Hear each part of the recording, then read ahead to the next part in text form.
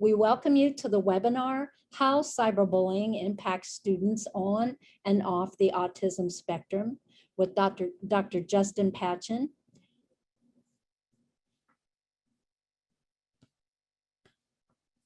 So, as you know, this is brought to you today by WPS. For over 75 years, WPS has been the leading independent publisher of educational and psychological assessments and related intervention resources in the areas of autism, speech and language, school and clinical psychology, and occupational therapy. We're a well-established company with a host of very passionate staff persons, and we really look forward to providing this resource for you today, in addition to all of our great products and the other resources that we will be talking about towards the end of this session. Now let's move to Dr. Patchin and let me introduce him. You will have a copy of his entire bio, which is quite impressive, and we are so very pleased that he has agreed to work with WPS today and present this very interesting webinar for you. Dr. Patchin is a professor at the University of Wisconsin in Eau Claire. He has traveled around the world training educators, counselors, law enforcement officers, parents, and youth on how to prevent the misuse of technology. Dr. Patchin is co-director of the Cyberbullying Research Center. He's written 8 books. He's presented at the White House and the FBI Academy. He has appeared on CNN, NPR, and in the New York Times to discuss the issues associated with teens' use and misuse of technology. And given in addition to all of the background that he will be presenting to you today, obviously, we bring you today a very relevant and timely presentation. So I'd like to turn it over now to Dr. Patchin. Thank you, Anne. I really appreciate it. Well, hello, everyone from all over the world.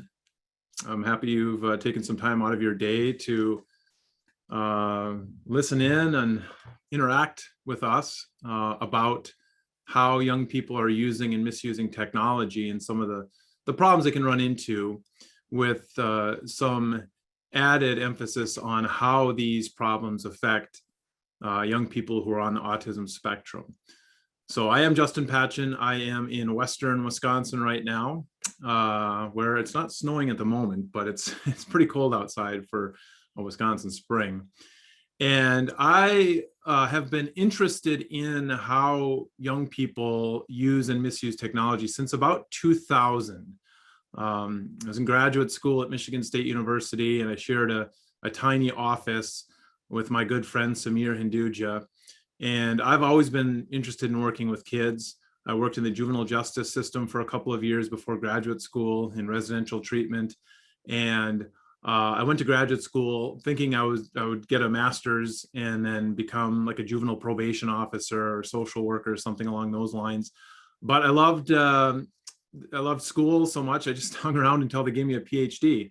But so my interest in kind of young people and teens, had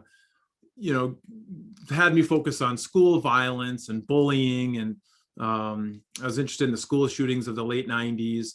And Samir, my office mate in graduate school, went to graduate school to study computer crime and high-tech crime and identity theft. And we just started comparing notes one day, just talking about our respective interests. And we're thinking about the ways that teens were using technology in hurtful ways or problematic ways. And again, this was about 2000, 2001. And so as budding academics, the first thing we did was look to see if anybody had studied cyberbullying or any of these behaviors. And of course, in 2000, nobody was. So we started doing it. And we've been doing it ever since. And we've done 13 or 14 formal surveys of students over the last 20 years. We've surveyed educators, parents, police officers, all with the goal of better understanding what young people are doing online, and then empowering them and the adults in their lives with tools to make those experiences better. So I'm going to take the next hour or so, a little bit longer, and just give you an overview of some of the issues specific to cyberbullying. And during the Q&A, I can certainly try to answer some other questions you have related to other technological challenges. But I'm going to dive right in. And one of the, I think, interesting aspects, one of the things I love about my research is it's constantly changing, right? There's new devices invented seemingly every day, new websites developed, new apps created, new ways to do our work more efficiently. And if you're a cat lover, there's always a new app out there, and you can tell the popularity of an app by whether the cats take over.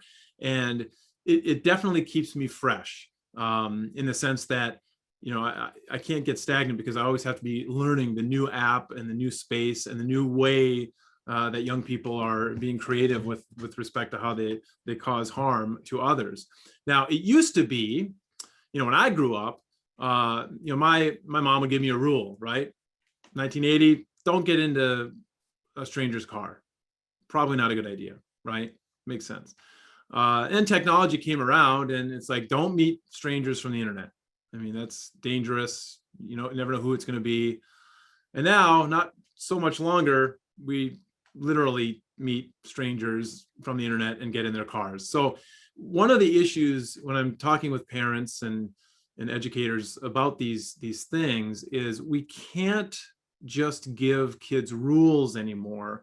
We have to give them guiding principles, right? Instead of saying, don't meet strangers online, let's talk with them about some of the concerns, some of the problems that could arise from interacting with people you don't completely know online, right? And so technology throws these rules on their head and makes it so we have to be more thoughtful in terms of how we approach these problems as adults who work with kids, but then as kids as well. Now, the pandemic over the last year or so is definitely, I don't know about you, but it's definitely increased my screen time.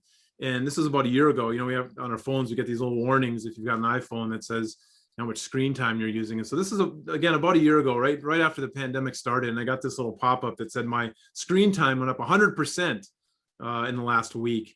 And I thought, yikes, 6 hours a day I was spending, and this is just on my phone, right? So, our university had closed, we were teaching remotely, and I'd like to tell you that I was, doing more research on my phone. I was reading, the New York Times and answering emails and, maybe texting my parents to check up on them. But more likely I was watching TikTok videos and scrolling through Facebook and playing mindless games online. Now, the pandemic has, I think, put screens in front of us more than ever, and especially with our children. And I know that some parents got a little nervous about that. I got a lot of phone calls and emails from parents worried because they had heard, that too much screen time is bad for kids. And so I wrote a blog post, last year about that. And I'm not so worried about screen time per se, but I am worried about making sure kids are physically active, make sure they're getting enough sleep, making sure those online interactions are positive and educational. It can be entertaining, right? They can play games, fine. But we also have to equip our kids with tools should they run into trouble. So like the first week of the pandemic, I got an email from somebody I loosely knew, and her fifth grader was being cyberbullied. And what had happened is the school went virtual, gave all these fifth graders Chromebooks and email addresses and said, okay, we're going to start doing things virtually on Google Classroom. And well, within the first week, this fifth grader was getting basically hurtful comments sent to her from her classmates using the school computer and the school email address. And it kind of worried me that this was going to be a bigger problem, because especially these younger kids, these upper elementary kids who really hadn't had that much access to technology, were getting it without a lot of instruction. Okay, so thankfully, I don't know that we've seen a rapid increase or a dramatic increase in these hurtful behaviors online. They're definitely happening. We're collecting data right now to try to assess whether cyberbullying, for example, has increased, during the pandemic. But There's a lot of speculation. So throughout this presentation, I'm going to do a little interactive polling. So I don't know if you've done this before.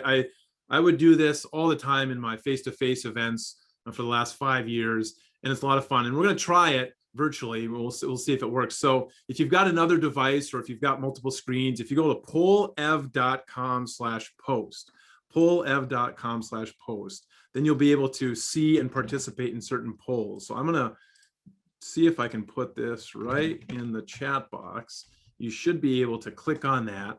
And so we'll get this started here with a quick question just to ask you how many years you've worked with youth. So if you're at pollev.com/post, hopefully this poll pops there right up on your screen. Isn't technology amazing, right? That we can be all over the world and instantaneously, I know a little bit about you, right? Whereas, if we were in a hotel ballroom somewhere, we could have a conversation, probably not with 300, 400 of you, but so I know that it's a pretty even split here. Actually, it's fairly evenly split, the types of experiences you have. So again, I'm gonna show you a variety of polls throughout the webinar to try to engage you and get your knowledge of different things and perspectives on different things. So that's good. So that's great. I'm glad it's looking like most of you are able to make this work. Okay. So let me give you another question. What do you think teens' favorite social media platform is? I'd say right now, but let's say in the last few months that research has been done. So what do you think teens' favorite social media platform is? Give you a couple minutes to respond. Excuse me. All right, so TikTok so far. All right. Yeah, you guys are pretty in tuned, I think. Nobody wants to pick Facebook, huh? You don't want to put MySpace in the other box? You can do that. I'll allow that. All right, TikTok. You guys got it. That's pretty much right. So this is from Piper Jaffray. They do a survey twice a year, and they're mostly concerned with like trends in clothing and things like that. But they do have a couple of questions about social media apps. And look at TikTok from spring of 20 to fall of 20. It'll be really interesting to see spring of 21 when it comes out, but it just shot up in popularity. So overall, Snapchat is still the most favorite among teens. But I have to imagine that by next year or by this coming survey, TikTok will surpass that. Instagram's still very popular as well. Twitter, Facebook, not listed as their favorite. Although, especially among teens, they still frequently do have Twitter and Facebook feeds. They just don't use them as frequently and certainly wouldn't list them as their favorite. There are lots of different apps out there, right? And so I want you to take a look at these 12 icons, okay? And think about how many of these, well, let's start with that you recognize. How many of these you recognize? How many of them you use regularly? Okay, so if you get a chance to look at them, all right, so maybe count in your head how many of these you could actually name what the app is just based on the logo, on the icon here. All right, so here's a poll for you. What do you got? What's the average? How many of those could you possibly name? Let's see what people come up with. I wonder if, let me go back and I'll go forward again. Maybe it's not, there we go. Not refreshing. 3, 4. That's that's pretty much the most common because there's like 3 pretty common ones, right? 11, 12. Wow, some of you know most of them or all of them. That's pretty impressive. Some of you, none of them, right? So we could obviously spend a lot of time, and it'd be a whole different webinar talking about the apps and the strengths and weaknesses and risks and opportunities for each of those apps. And I rarely do that because even among those 12, within the matter of a year or maybe 6 months, some of them might disappear, right? And so instead of talking about specific apps, I do want to talk a little bit about, I'll talk about a couple of apps that I know, or at least one that I know you're familiar with, and then talk about general principles of some apps and how that impacts behaviors for kids online. So Snapchat. All right, I want you to tell me how familiar you are with Snapchat, if you use it regularly, if you have it on your phone but haven't used it. Snapchat is certainly one that I think many people are at least familiar with. Maybe in some parts of the world you're not. All right, so most people have familiarity. So when it comes to Snapchat, when it first came out a number of years ago now, you have it on your phone, right? You take a picture and you send that picture to a friend, right? And after a certain number of seconds, usually less than 10, it disappears, never to be seen again, right? It's completely gone. Well, no, of course, that's not true. Well, now, right, these days you can post it to your story, and then that picture is visible for 24 hours, right? But then it disappears and is gone completely forever, right? No. So if you use Snapchat like I use Snapchat, you're basically sending goofy selfies to your friends all day while you're doing fun things. And usually that's how most people use it, okay? So that picture on the right there, that's my friend Samir, okay? My best friend from graduate school. He's the one I've done all the research with. We've written several books together. And obviously when a new app comes out, we got to play around with it. We got to learn, the ins and outs. And so when Snapchat first came out, 7 years ago or 8 years ago, whatever it was, I said, hey, send me a funny snap. So he did. And now he's in my presentation all these years later. So clearly those images don't completely disappear, right? So in this case, I just took a screenshot, right? And so I think we realize, and certainly teens realize, that those images don't completely disappear, right? There used to be actually an app you could download from the App Store, at least on Apple devices, that would automatically would download every Snapchat photo you received and save it. They removed that from the App Store, but clearly that technology exists. You can take a screenshot. Here's another thing we know. If I take a photo using Snapchat and I send it to you, okay, or I post it to my story and it disappears after some amount of time, that photo is still on my device. Okay, it's probably still on your device too. That's a little more complicated. It depends on the device and it depends on the operating system, but it's definitely still on mine. Okay, and you need some special knowledge and even maybe some special software to access it. It's in some hidden folders, but it's there. And so there's been many examples, I think, that we've seen over the years where people have gotten into trouble because of what they've posted on Snapchat, right? And they think they can get away with it, posting those photos or sending that threat or whatever it is, because they had this mindset that content would disappear, never to be seen again, right? And of course, that's not true. So it's important to remind kids and possibly adults that these images don't go away. They should know that. I imagine if you ask the next teen you see who uses Snapchat if these images completely go away, they'll say no, somebody could screenshot them or whatever.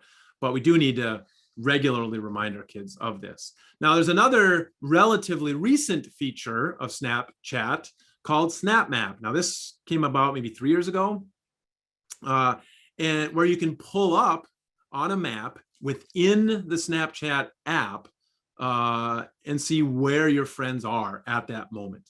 Okay, so when this came out, I pulled it up and I expected to see the image on the left there. So that's a little icon, a little emoji, whatever it is. That's me in Eau Claire, Wisconsin. Okay, and I thought, oh, that's kind of neat. You can see what city they're in, but then you can zoom in, right? You can pinch in, and I thought, whoa, that's pretty. So I zoomed all the way in, and my office at the university is pretty close to where my forehead is. Okay, that kind of freaked me out a little bit. I thought that's some accuracy that I have some concerns about with people, finding me, right? So what's the next logical thing that I would do? I'll look up my friend Samir, right? Because he was the only other one that I knew was on Snapchat at the time. So he's in Florida, right? He's in West Palm Beach, and you can see Walt Disney World there. But so I zoomed in on his icon, and I took a screenshot, and I texted him, and I said, how far off is this? And he said, that's my freaking house, right? So that is a little concerning, right? Now, a couple things I would tell you. First of all, if you've never heard of Snapmap, even if you use Snapchat, you don't have to worry that people can find you on the app, because you do have to opt into this. So if you've never heard of it, people can't find you.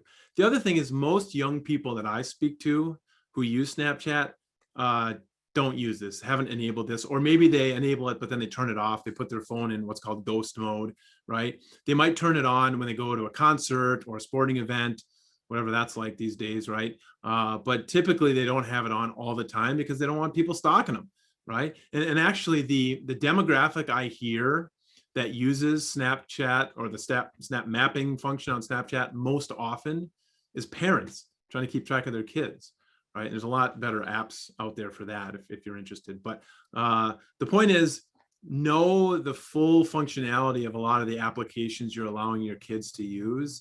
You might be okay with the taking pictures part because they're perfectly responsible and are only going to take, you know, appropriate pictures, but you don't understand the fact that people can kind of track them in these ways. Okay. One other poll here. Secret calculator. Have you heard of secret calculator? Okay. I've used this app. Nice. All right. Very good. Looks like a couple people have used it. Some of you familiar with it. Most of you haven't heard of it. So what Secret Calculator is, it's an app, and there's a whole class of these apps now, honestly. It is a calculator, okay? It's an app you can download. It is a calculator. It works 100% like a calculator. It can do everything a calculator can do. But when you type in a passcode, it opens up a secret folder. And in that folder, you can put other apps, you can put photos, you can put links.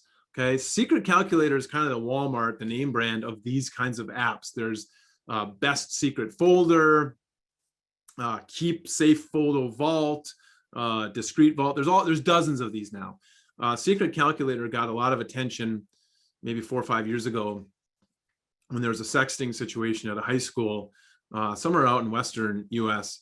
And essentially some kids had created a Dropbox with a lot of photos, a lot of images, and they were keeping a link to that or the Dropbox app on phones hidden from their parents by using this app. So a lot of ways that young people and adults for that matter, it's not just young people, can be sneaky in terms of what they're doing online. So it's important for us as parents and caregivers and those who work with kids to understand these technologies. Now, I can come back to that a little bit later, but I do want to talk about kind of the meat of the presentation, and that is cyberbullying. But before I can talk about cyberbullying, I need to first talk about what bullying is, right? So when it comes to bullying and how one defines bullying, I find that everybody has a slightly different definition, okay? So I want you to give me one word when you think of defining bullying, a characteristic. Type in one characteristic here of bullying, and we'll create kind of a word map. Very good. So power, persistent, repeated. Boy, you guys are reading ahead on the PowerPoint. I like it. Rude. Boy, this is great. Targeted, abuse, insecurity, hurtful, intimidation, degrading, oppressive. These are, yeah, I mean, I can't disagree with this. Power, hurtful, control, abuse. I can see the concepts that are, you know, coming to the forefront here. Yeah, so that's great. I mean, I think you're all on the right track. Now, the CDC developed a uniform definition of bullying in 2014. They invited some researchers to kind of try to settle it once and for all for what bullying is. And it talked about unwanted aggressive behavior by another youth or group of youth. So not siblings, not dating partners, perceived or observed power imbalance, repeated or likely to be repeated, inflicting harm. So I actually don't mind this, especially when you pull a bunch of experts together to come up with anything that's actually good with all the cooks in the kitchen. I don't mind this. I don't know about the you know, the not sibling or dating partners aspect of it. And there's a couple of, you know, minor issues that I would take with it. But so when I think about bullying, I think about somebody being mean, disrespectful, hurtful, occurring repeatedly over time. There's a power differential. But I have to imagine everybody on this webinar has experienced bullying in some way, right? Maybe you've been targeted. Maybe you've done or said some things in the past that you look back upon and think maybe maybe that was bullying. Maybe you've seen it happen. Maybe you've worked with kids. For me, the most important criteria when distinguishing bullying as a behavior from other hurtful behaviors are intent and repetition.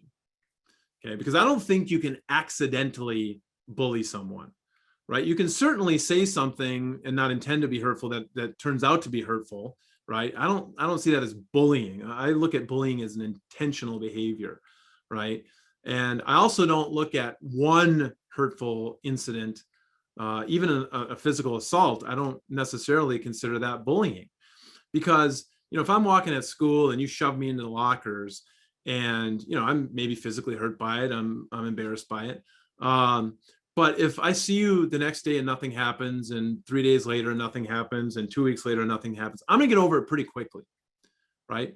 But if those behaviors are happening with some regularity, then I'm constantly watching over my shoulder, watching my back, avoiding certain areas of the school. I'm not going to my locker because yours is 3 doors down, and I'm sitting in algebra class and I have no idea what x squared is, but I know where my bully is, because I know if I run into him or one of his cronies, it's going to be a bad day for me. That's what the repetitive nature of bullying does. It creates that sort of constant fear. And I'm going to talk more about that in a minute as well.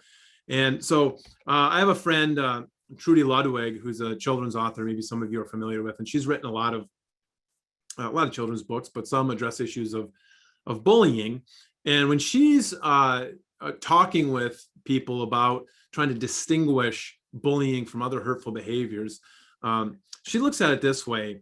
And when somebody says or does something unintentionally hurtful one time, they're being rude, right? It was rude of you to say that kind of hurtful thing that you didn't think was going to be hurtful to me. When somebody says or does something intentionally hurtful one time, they're being mean, right? It was mean of you to shove me in the lockers that day.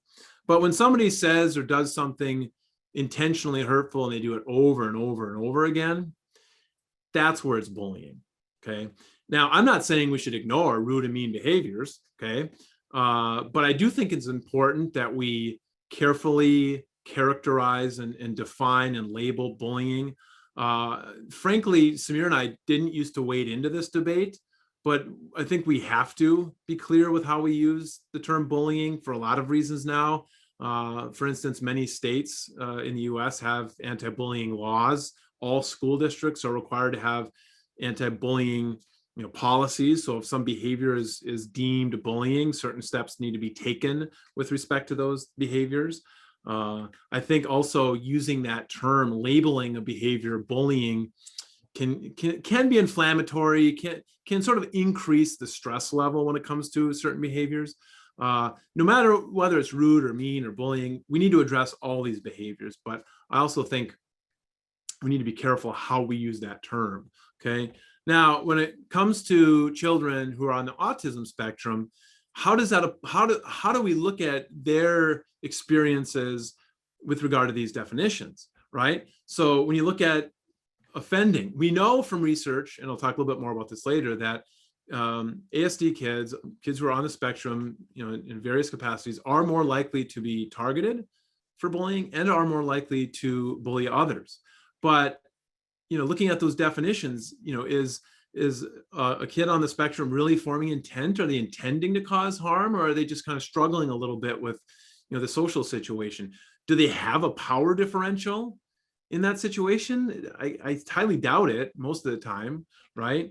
And what the research shows is very rarely, especially with offending behavior, is ASD directly associated with bullying in isolation. So those studies, a little bit more sophisticated studies that control for other, psychopathology, hyperactivity, attention problems, aggression, some of these other things, then the connection between autism and offending typically goes away. So there's usually more things going on than just the autism, right? Now with victimization, sometimes these kids do make good targets, right? Because they're behaving in ways that are maybe socially awkward, or they kind of struggle with their social skills, or they're not easily understanding relationships with others, or can be manipulated much more easily. So I think we certainly, as practitioners and educators and parents, need to watch for this, because they do make good targets. And in some situations,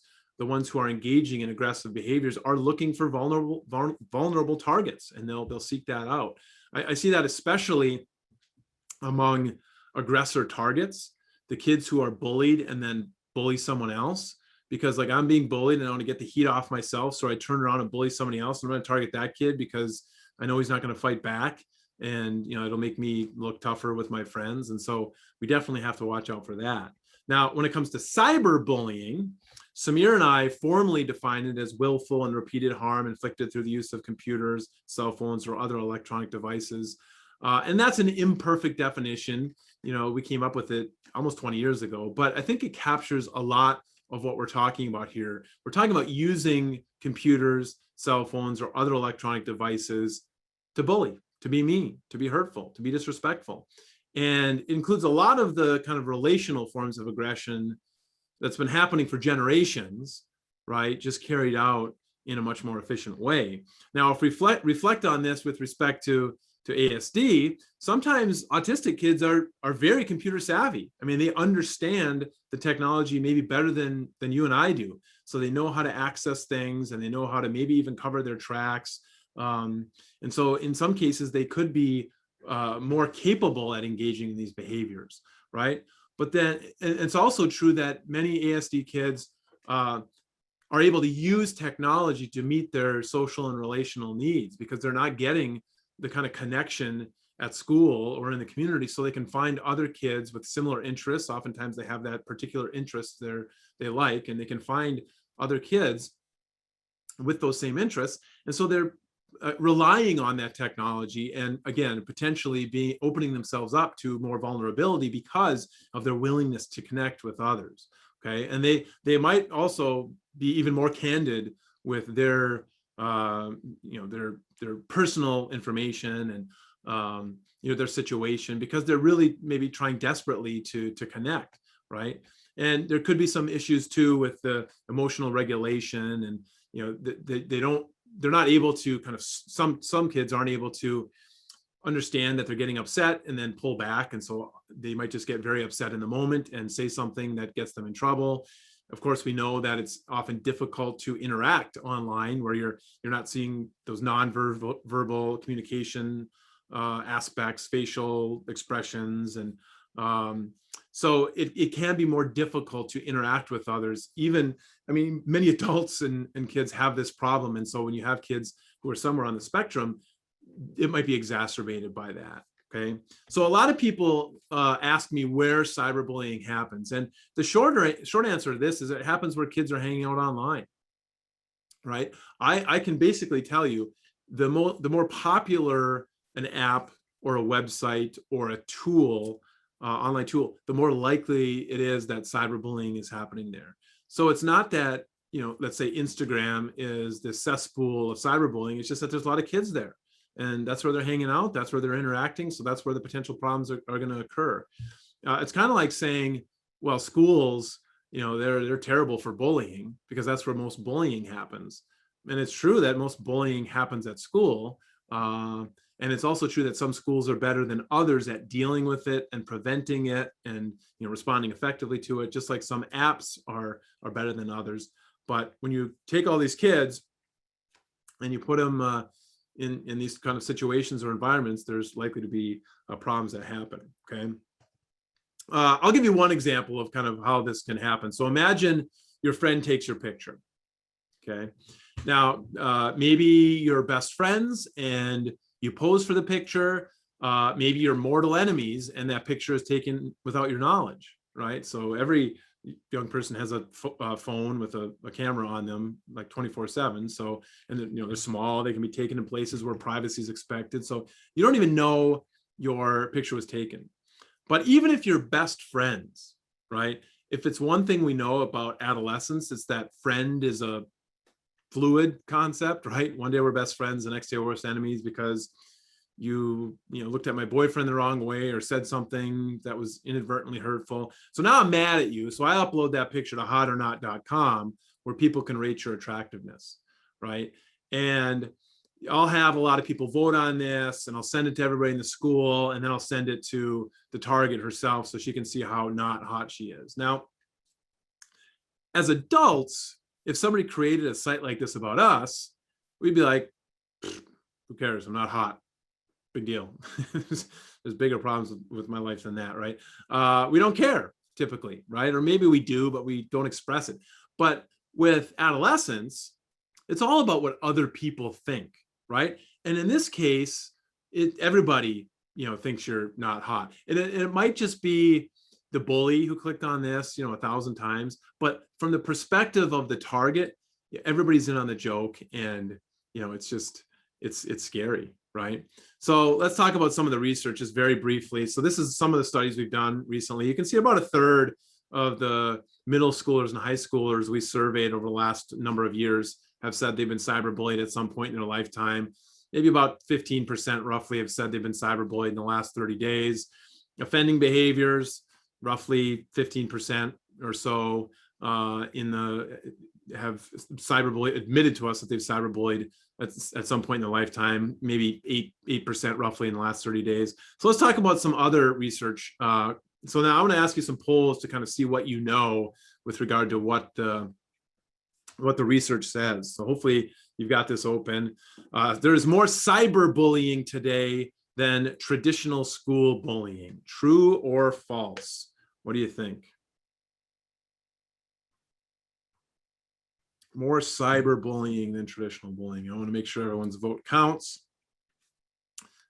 Good stuff. Okay.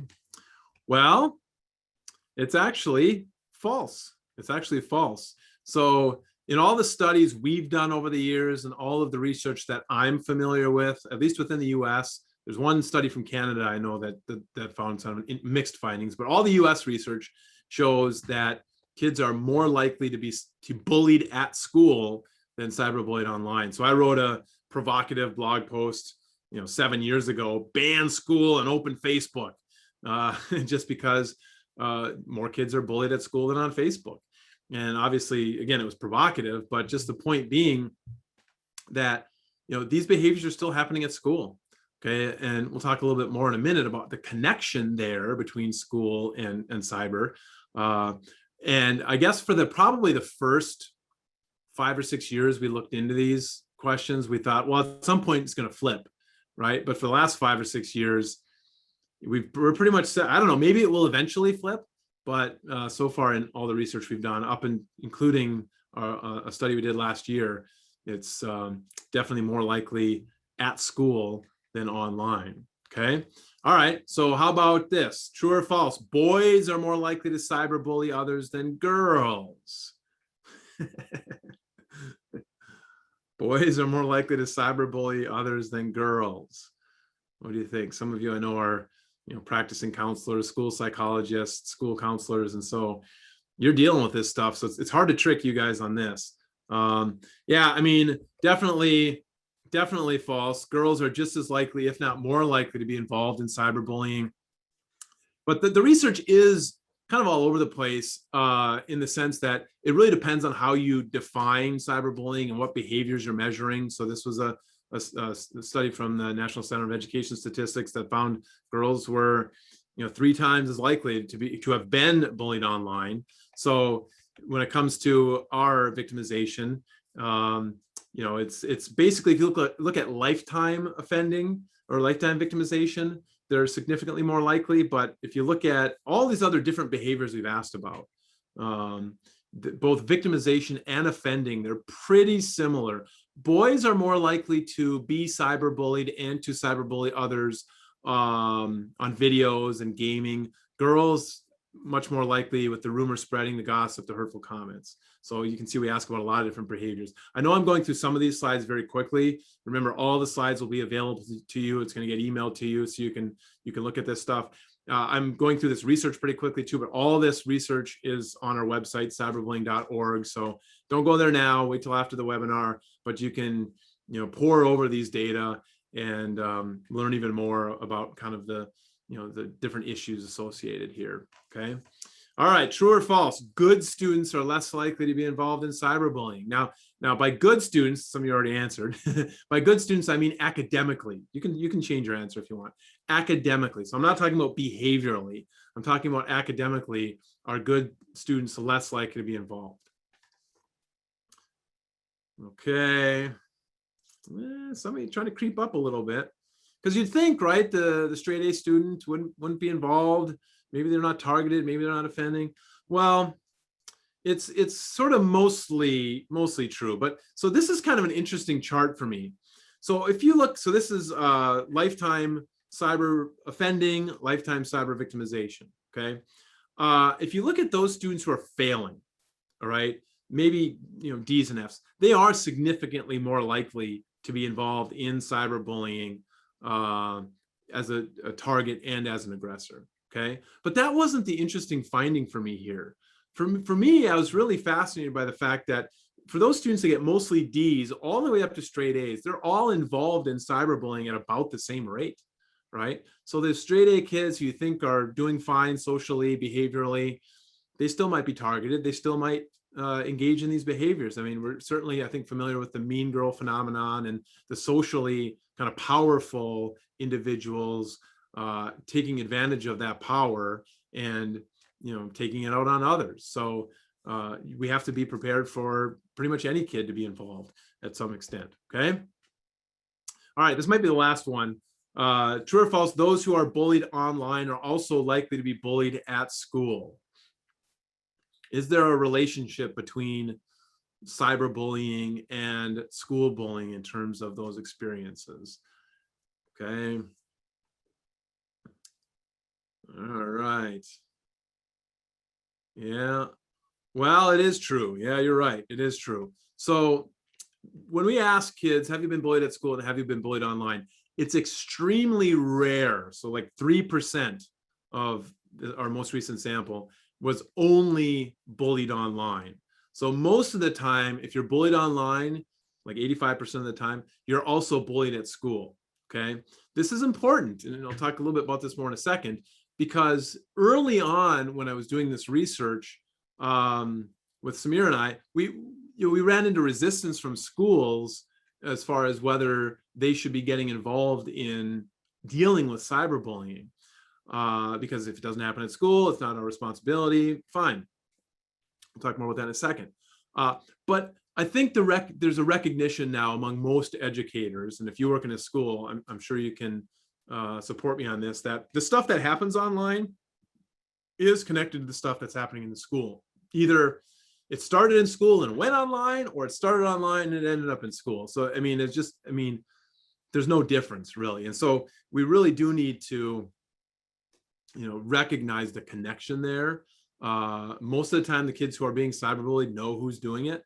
Rarely is it the stranger trolling the internet looking to cause harm. I mean, that does happen, but not as much as when it's this, friendship gone bad from school or this relationship that went sour. Usually there's that connection. Okay. Speaking of connection to school, so there's a statistic floating around.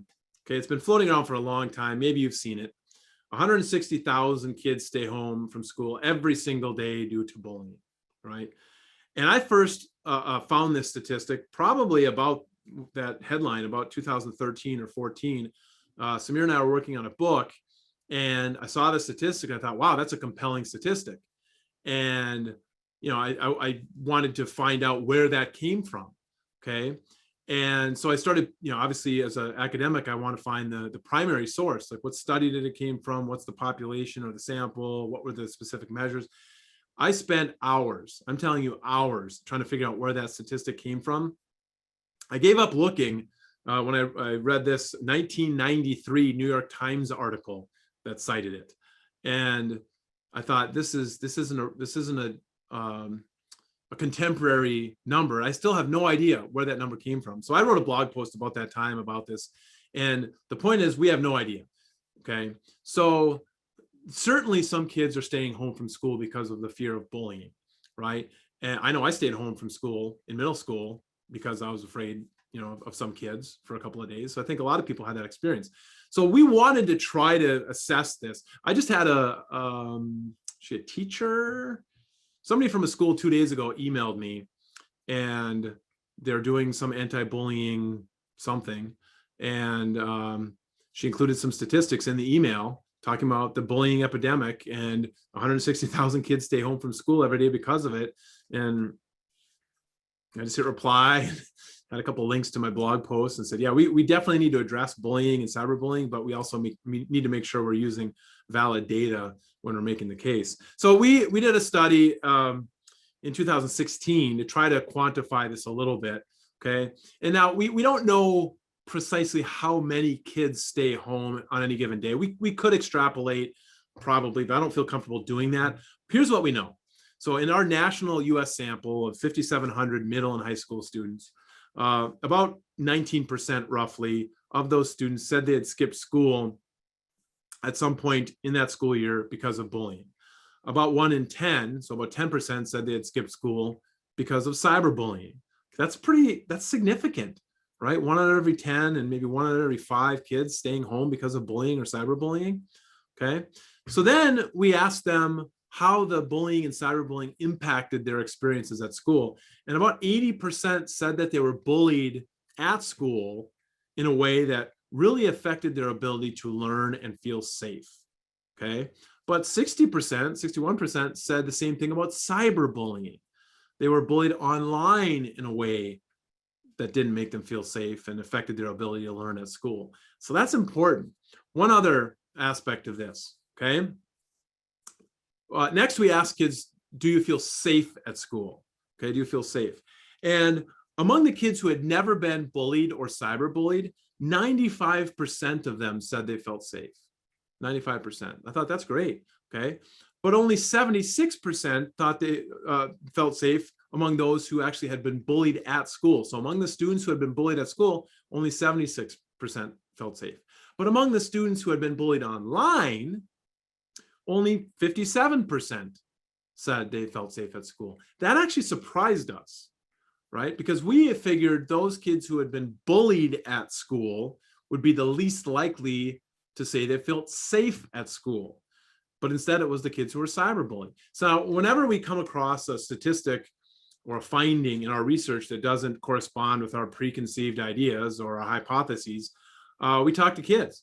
Because like I said, before the pandemic, we were in schools multiple times a week talking with students. And so when I found this out, we just started chatting with kids about what their perspective was or what they thought about it. And overall, this is what they said. They said, look, when we're being bullied at school, we know who it is, we know who's doing it, we know where it's happening, we know how to avoid the situation, right? We know who to look out for. But when we're being cyberbullied, even though sometimes we know who's doing it, really maybe even most of the time we know who's doing it, we're not 100% sure, right? And we also don't know who else is in on it. We don't know who else saw it. So it's like you're kind of looking around and everybody's looking at you, and the perception is, again, everybody's in on the joke. And so you have that greater amount of fear. So, I mean, there definitely is that concern, and it makes sense, right? Just a couple other brief mentions about some research findings that we can then talk more about in the Q&A. The connection between bullying or cyberbullying and suicide. This is a bit of a controversial topic. The research is kind of mixed. And so Deb Temkin, who's a friend of mine, she was behind stopbullying.gov and some of the White House efforts to combat bullying in the Obama administration. And she wrote a blog post several years ago saying, look, stop saying that bullying causes suicide. And I wrote a kind of rebuttal and said, well, stop saying that it doesn't, because we really don't know, right? The research is mixed. The problem is you don't have good longitudinal data following the same kids over time and then tracking with suicidal ideation and things like that, because that gets kind of tricky ethically and otherwise. So we have written a couple of papers looking at the connection between suicidal thoughts, suicidal attempts, and bullying and cyberbullying. And what you can see, so this is suicidal thoughts, okay? And this is the percent of kids who had suicidal thoughts, basically. And if they didn't experience bullying, about 5% of kids had those thoughts. If they had been a victim of school bullying or cyberbullying, roughly 9%. But those kids who had been bullied in both ways, online and at school, they had the highest risk. Now, does that mean the bullying causes these thoughts, or kids who have these thoughts have other issues that make them a good target? That's again subject to debate. In another paper, we looked at suicidal ideation, so a more comprehensive scale, and it was the same finding. Okay, so the point is, there is a connection here. We need to be worried about it. I know I saw earlier that we have somebody on the line here who directly experienced this in their family, and that's horrible. And I've met with many parents in that situation, and it's terrible, right? So we need to obviously respond to bullying and cyberbullying in a way that prevents the most serious potential responses. And we need to take it seriously. For generations, we didn't take bullying seriously. I don't think we took it seriously when I was growing up. I believe that most educators and most people who work with youth today, and certainly all of you who are logged on today, know that this is a problem that needs to be solved. Okay, so I want to actually skip ahead a little bit, because I want to get into some of the, like, what can we do about these bullying and cyberbullying behaviors. Okay, so how can we prevent these behaviors from happening in the first place? Well, first of all, don't take away the technology, right? Because really the technology isn't the problem. I mean, certainly if a child is being cyberbullied, they might need to take a break from that particular app or that game to let things cool down. But if I'm, being cyberbullied, and you basically take away my phone or tell me I can't go on to Fortnite or, look at TikTok videos, I mean, I didn't do anything wrong, right? So why do I have to miss out on all the benefits that technology has to offer because somebody else is being mean using that technology, right? Plus, I don't need to be on apps or websites or in games to be cyberbullied. I mean, people can be sharing rumors about me, and then I go to school the next day and then I got to hear about it, right? So taking away the technology, particularly for those who are being targeted, I mean, that's like saying you were bullied at school yesterday. Well, just don't go to school, right? It just doesn't make any sense. We need to equip our kids to respond in certain ways, and then also empower the adults in their lives to deal with it when they can't, right? Now, when it comes to offending behaviors, obviously taking away that technology as a consequence makes sense and might be necessary, okay? But especially when I see too often kids are afraid that if they tell their mom or dad that they're being cyberbullied, that they're just going to respond by taking away the technology, and that's not a useful solution, right? Don't increase formal sanctions. Okay, so I'm a trained criminologist, right? My PhD is in criminal justice and criminology, and I'm interested in laws, and obviously I teach traditional criminal justice classes. But it's one thing I know is that kids are not influenced by the threat of formal punishment, right? They're not going to be thinking about bullying a classmate or saying something mean online. They're going to stop and be like, I better not do this because I might get arrested, okay, or I might go to jail. That's just not how they think, okay. They aren't. I mean, adolescents, as we know, it's a time period, right? They're taking risks. Their brain's not fully developed, and they're not thinking the consequences will occur. Okay, so we did a study about this. And so these are kind of ugly statistical tables, but basically what this means is, kids did not expect to be punished by the school. Let me rephrase that. So about 77% of the students said they expected to be punished for school bullying by the school. About 63% thought they'd be punished by the school for cyberbullying. Parents, about 2/3 thought they'd be punished by their parents for bullying and cyberbullying. Only about 1/3 thought they'd be punished by the police. And that's probably true. I mean, it's probably right that the police aren't going to get involved in most of these cases. But this is an even uglier table. And I just want to tell you what it means. Basically, what it's saying is those kids who perceived school punishment for school bullying were significantly less likely to engage in school bullying.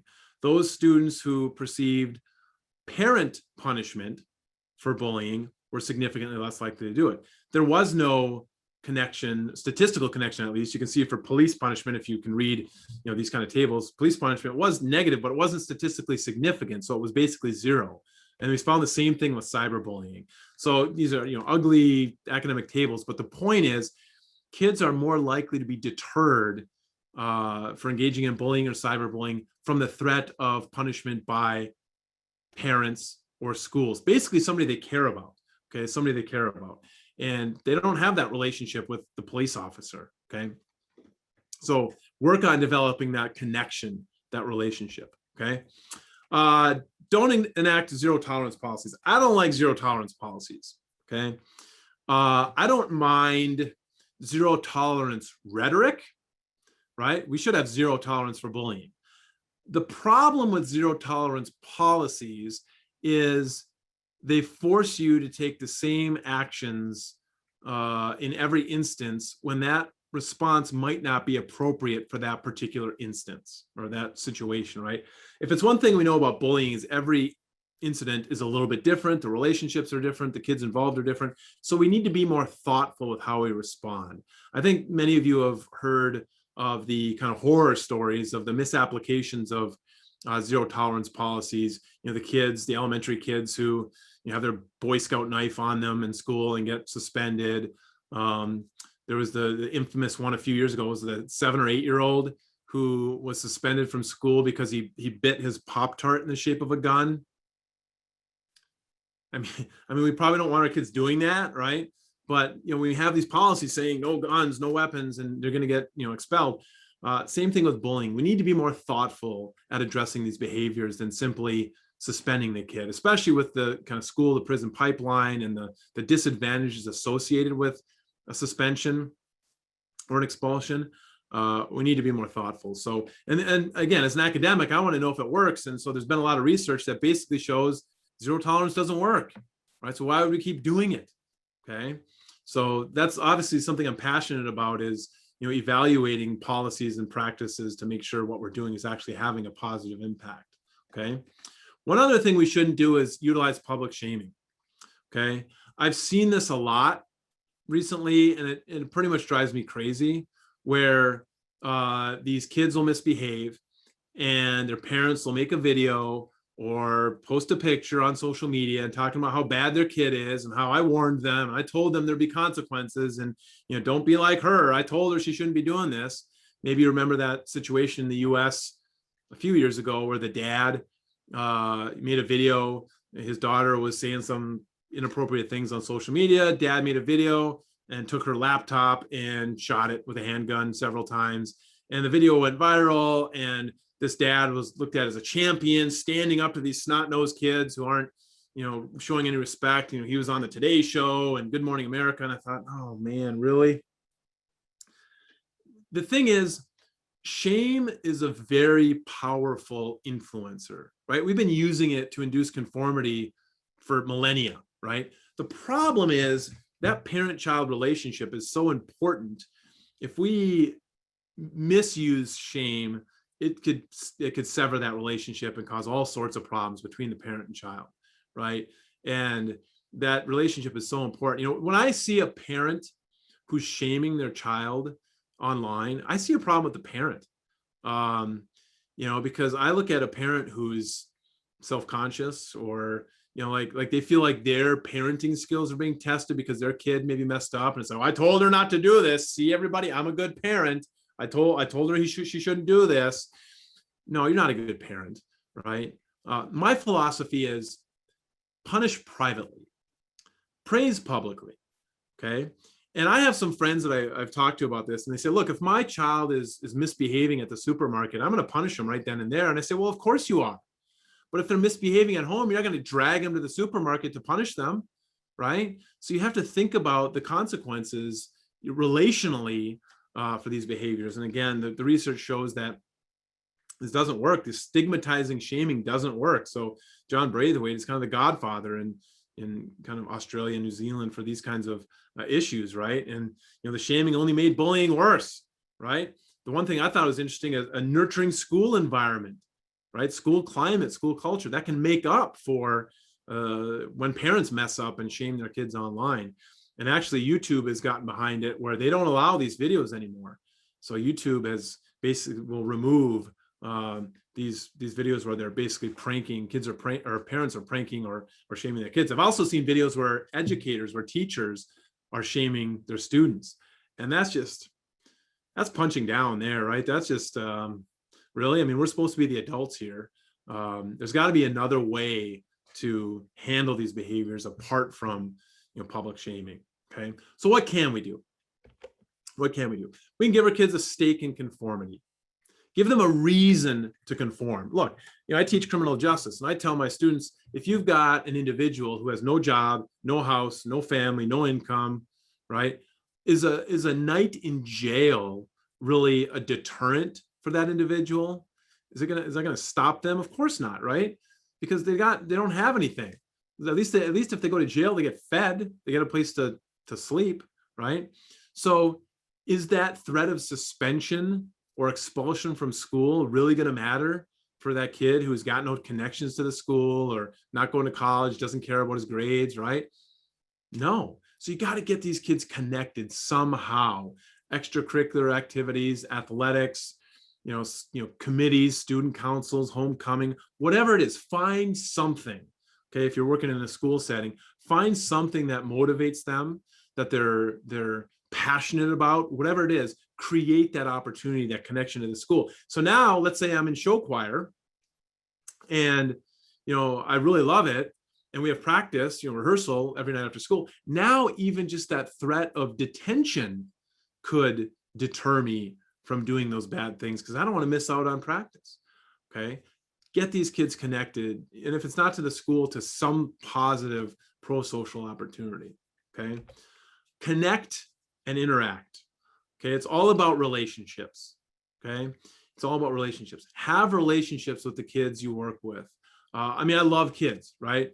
So I do research on kids, but I also coach youth hockey. I coach Little League, right? When I was a teenager myself, I coached T-ball.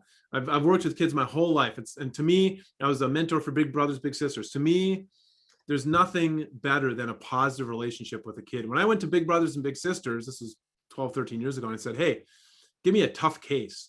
They did. They gave me a kid who had a pretty long rap sheet. He had been on the waiting list for like 3 years for a mentor. And I loved my experience with him. And we spent a lot of great times together. And he still struggled behaviorally, never with me. But it was about that relationship. Do I think that I positively impacted his life? I know I did, right?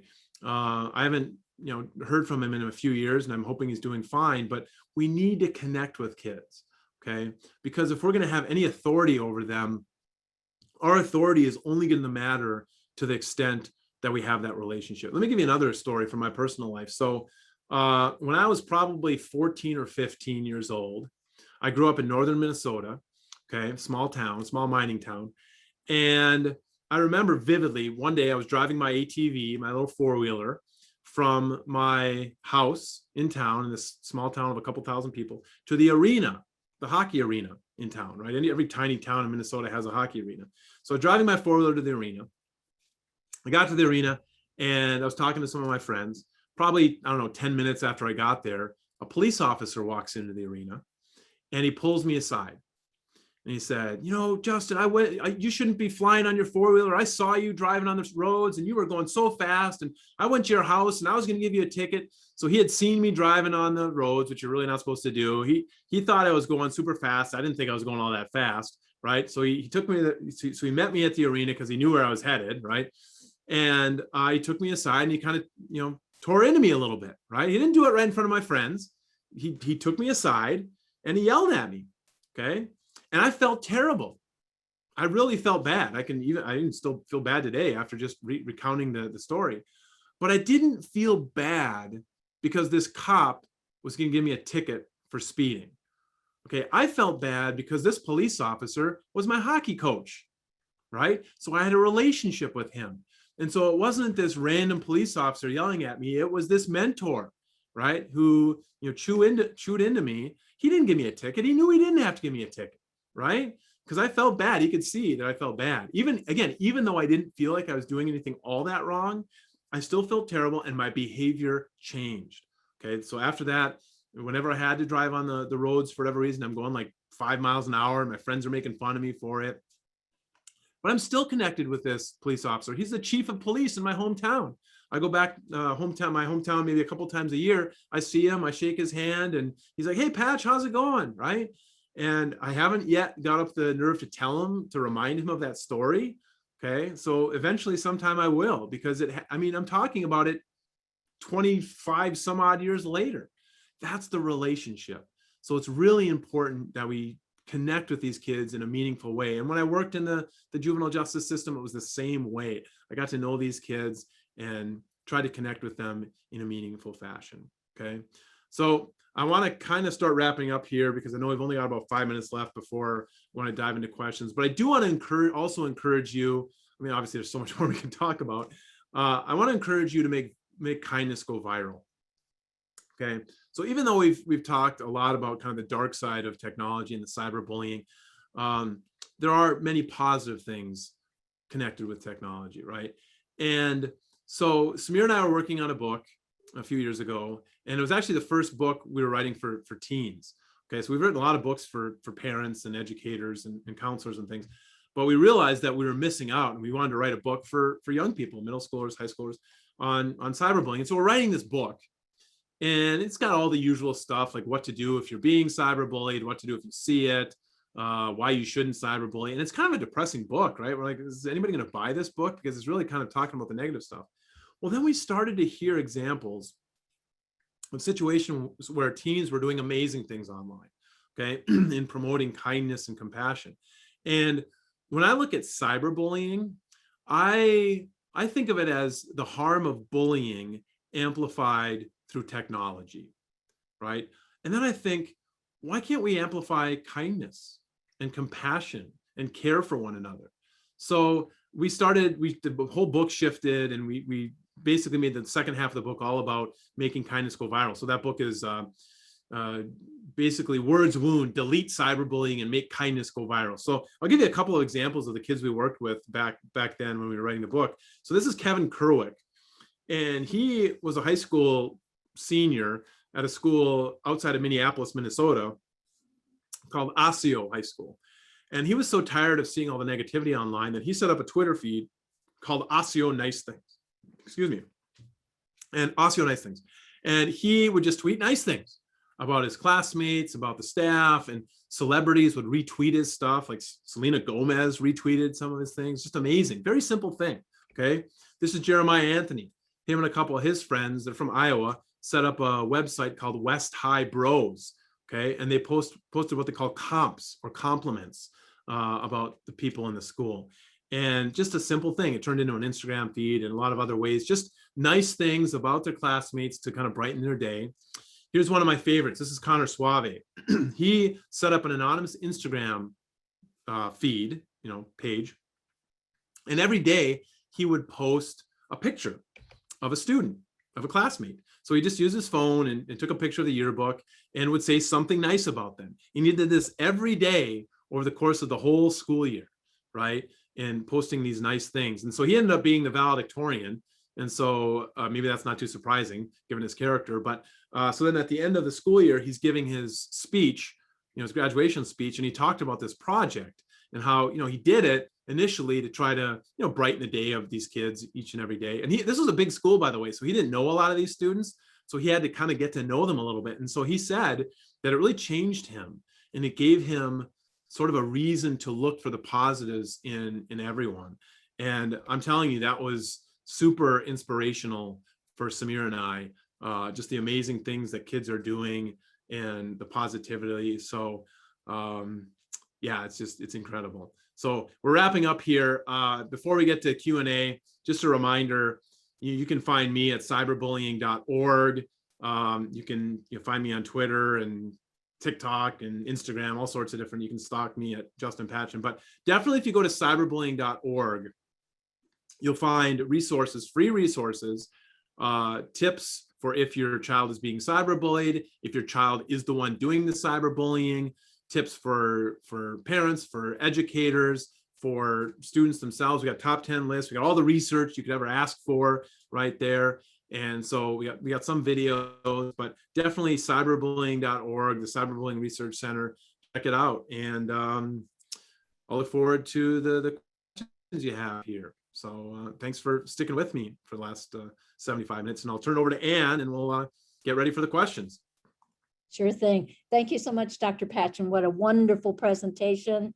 I think a lot of the comments that we're seeing that are coming in are how very informative this was. We're very happy to have provided this today. If we could just continue to go ahead and advance the slides. So I wanted to remind people that we said in the beginning that WPS was a company, an independent publisher, very dedicated to our customers as well as the children and adults that we all serve. I wanted to call your attention to this telepractice page that is available from the WPS website, very timely given the topic today. And this page continues to grow. You can access it, as I said, from the WPS website, from the resources area. And as you can see on the slide, there's just a lot of good information about telepractice, we also have recorded webinars and on other topics. We have COVID-19 resources, FAQs on our products, and more. So I wanted to point that out. Next slide, please. I also wanted to tell you that there are a number of us. I'm one of the assessment consultants. I'm down there on the bottom row.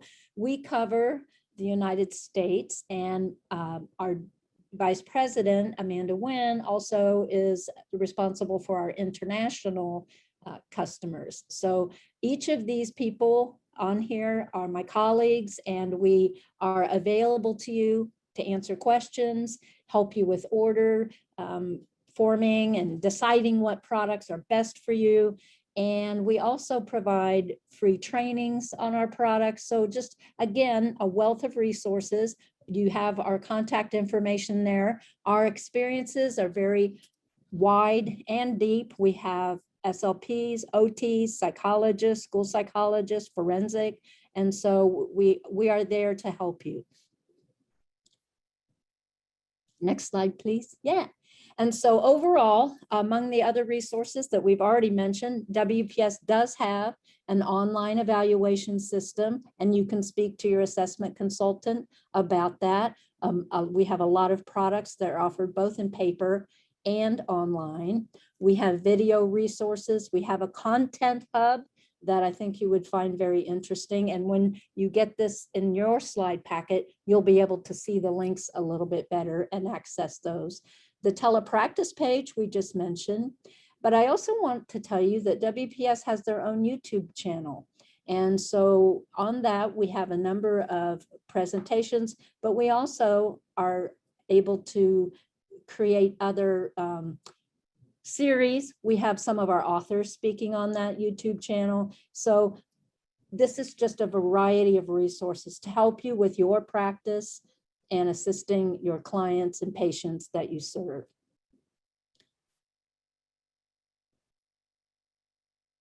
If you want to get in touch with us, you can also access this through our website, and you can contact by email, and then it will be submitted and you will get some assistance from the appropriate department pertaining to your question.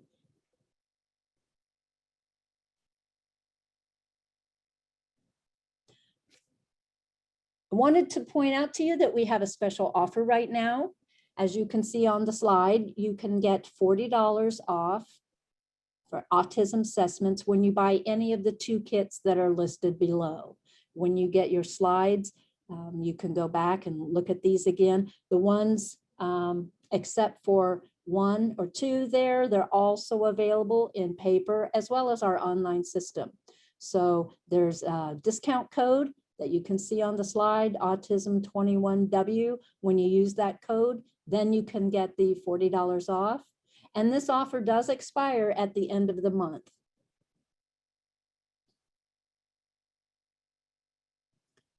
And now we have about 10 minutes I will be sending Dr. Patchin some of your questions.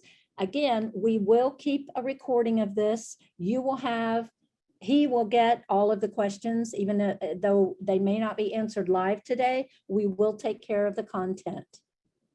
So Dr. Patchin, some of the early Q&A came in, and I think ultimately as the webinar progressed, probably you did address, but there seemed to be a lot of people that were wondering how cyberbullying would be different in the virtual world right now, the virtual schooling. And there were some wondering if there was the difference when you say cyber versus school, but now the kids are using virtual learning. Could you address that maybe a little bit more? Yeah, that's a great question. And like I said, we're collecting data right now to try to gather more information about that, because yeah, everything has changed in the last year. Everything, most schools are virtual in some way. And, we had some hypotheses a year ago. We thought, well, is cyberbullying going to increase as more kids are online? And as I gave the one example, kids who don't have as much proficiency with the technology, or they haven't been given enough training in using that technology appropriately, are they going to run into trouble? And so we thought, well, maybe the cyberbullying behaviors would increase. But on the other hand, what we know about the relationship between school bullying and cyberbullying, because kids aren't in school, maybe there won't be a lot of cyberbullying. And we actually heard some examples of that as well from teachers we've spoken to and counselors who've said that the behaviors have actually gone down because, we don't see the same. Clearly, school bullying has decreased when kids aren't in school. And so these behaviors aren't happening online as much. Here's what I fear. I fear that, again, and this is why we're collecting some data, we just don't know. And a lot of times the school is the primary place where a child can get resources, through their counselor or social worker, psychologist. And if they're not getting those resources, they don't have opportunities to report these behaviors. They're probably not going to tell their parents. So I just think we don't know the extent to which these behaviors have evolved. I know kids have gotten more savvy, even more savvy at younger ages. We did a study last year with Cartoon Network on tween cyberbullying, so 9 to 12-year-olds, and a lot of them have smartphones. A lot of them are, 15% had been cyberbullied at some point. So these behaviors are becoming more challenging, but we don't know. So I guess ask me that question again in about, late summer, maybe. Hopefully we'll have some data. So definitely check back on our website. We'll be writing blog posts and academic articles and things, of course, when we have more information about how these behaviors have evolved over the last year, because it's definitely an important question. Okay.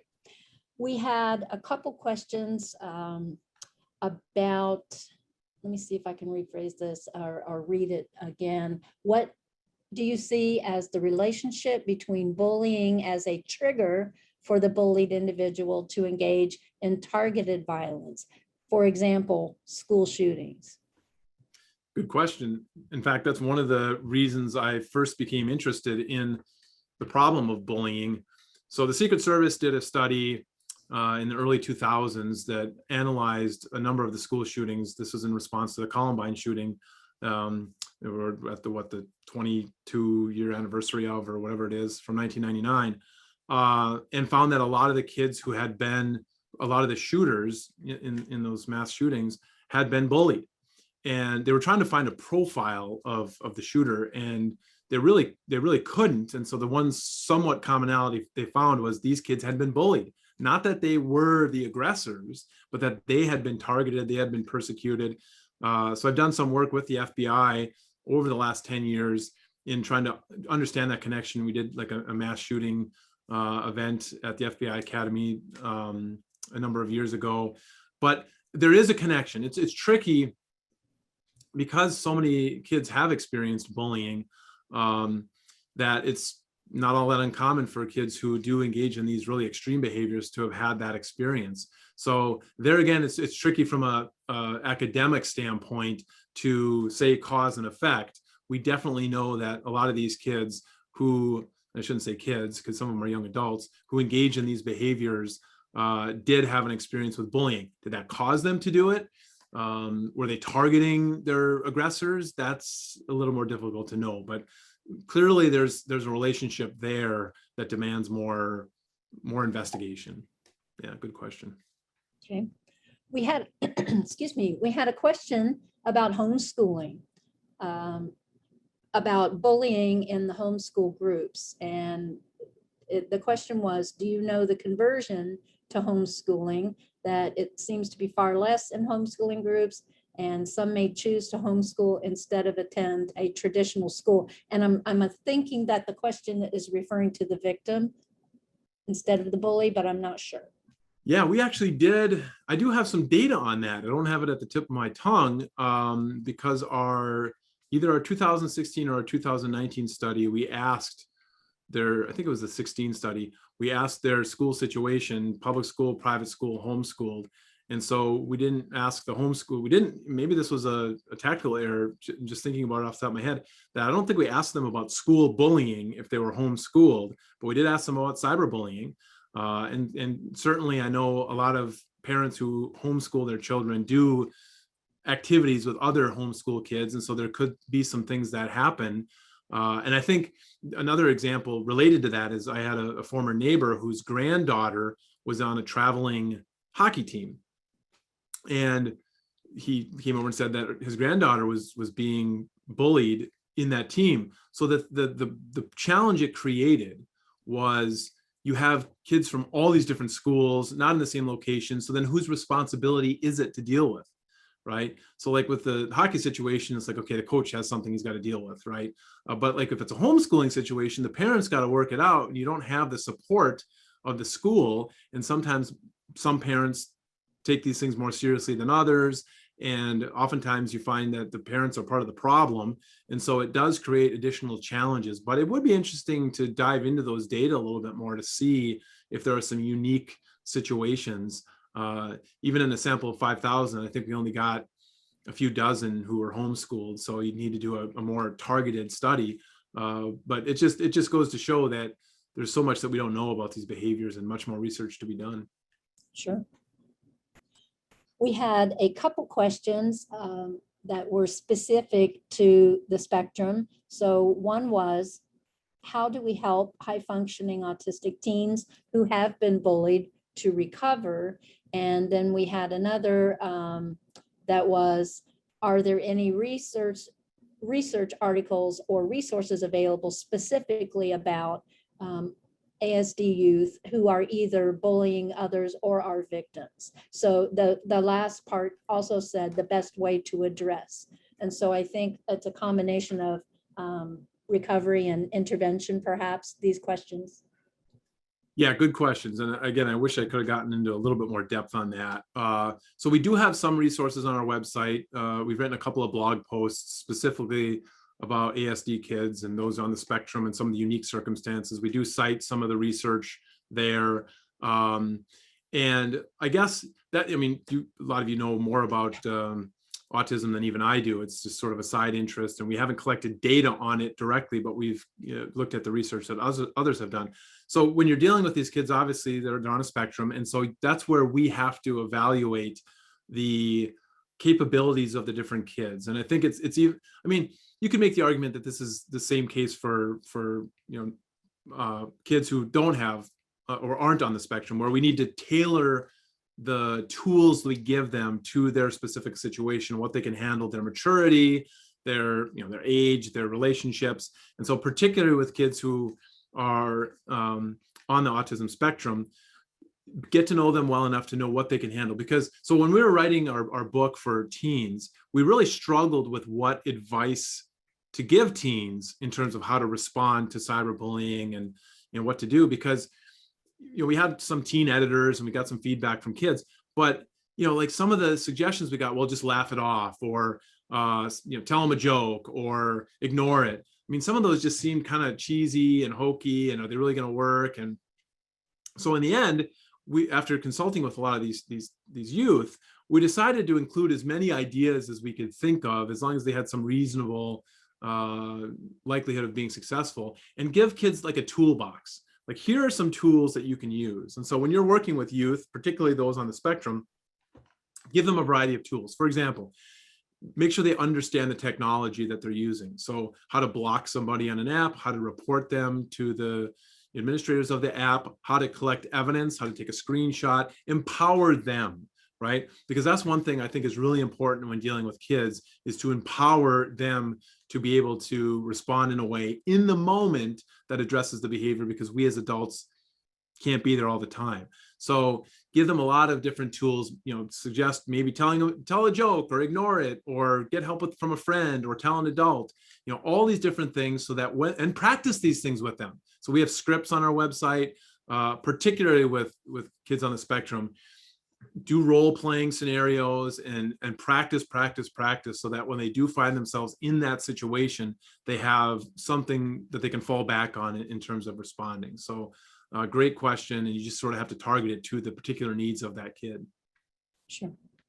I think maybe we have time for one more question, and it looks like there are a couple questions about your comments on zero tolerance versus policy. Did you want to add any last comments on that? Between zero tolerance rhetoric and zero tolerance policy, my apologies. No problem. Yeah, that makes more sense. Yeah, again, I don't have a problem with, we have zero tolerance for bullying, or we have zero tolerance for whatever these bad things are.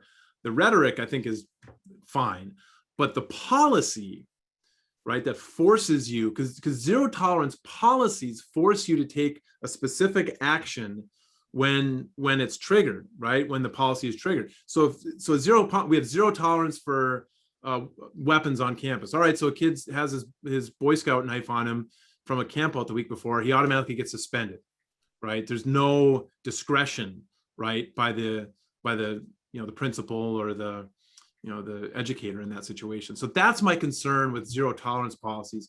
Now, if your policy allows for discretion and thoughtfulness in a response, the reason many, at least in the US, a lot of the zero tolerance policies were created in the first place was because we don't trust principals and school counselors to deal with the problem. So we're going to tell them how they have to deal with it. So states would pass laws saying you need to expel, or school boards would pass policies saying if a kid's got a knife, he's got to get expelled. We're taking the decision-making ability out of the hands of the people that know it best. Right now, some educators might not do a good job. They might not respond in an appropriate way. There needs to be checks and balances for that. For me, just to wrap it up, the ultimate goal when it comes to bullying or cyberbullying is getting those behaviors to stop, okay? It might require some kind of discipline, it might not, but we need to get those behaviors to stop. So if the intervention by the school or the response by whoever doesn't result in the behavior stopping, something additional needs to happen, right, to get it to stop. And if I'm being bullied, that's all I want. That's all I want. I just want the behaviors to stop. I don't even necessarily want that kid to get in trouble, right? I just want it to stop, to go away. I don't want any additional, attention drawn to me. Just however you can quietly behind the scenes get those behaviors to stop, that's the goal. And I think it just takes a lot more thought and creativity than a zero tolerance policy allows. Yes, thank you. And I think that's also a good place for us to stop today. WPS wants to thank not only you, Dr. Patchin, but everyone that participated today for your attention and your interest and your obvious dedication to your field. We hope to be bringing you many webinars. You'll get those emails from WPS, but this one today, particularly relevant for our times. And for those of you who had other questions, we will compile a document, and Dr. Patchin will add to those that if it was unanswered, you will get that document. And a reminder as well from the housekeeping that you've been seeing recorded on the chat box. You will, in a couple days, receive an email, and you will then have access to this recorded webinar and your certificate and the PowerPoint. And then the questions, give us a little bit of time to answer those, but you will also have access to those responses as well. we want to thank you again and have a wonderful rest of your day or evening, wherever it is that you are. The audience has been, is very widespread, and so it's been very nice for WPS to share that with you today. Thank you.